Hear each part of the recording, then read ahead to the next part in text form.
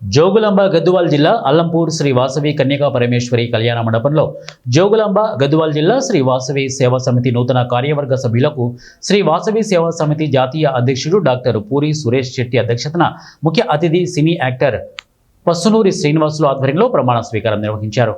ఈ సందర్భంగా పస్సునూరి శ్రీనివాసులు మాట్లాడుతూ ముందుగా తల్లిదండ్రులను ప్రేమించడం ప్రతి ఒక్కరూ నేర్చుకోవాలని, సేవా కార్యక్రమాలలో ముందుండాలని, విద్య వైద్య విషయాలలో సేవ చేస్తూ ఉండాలని, కరోనా సమయంలో మా అమ్మగారికి కోవిడ్ వస్తే ఎంతో సేవ చేసి అమ్మను దక్కించుకున్నామని తన భావాలను వ్యక్తపరిచారు।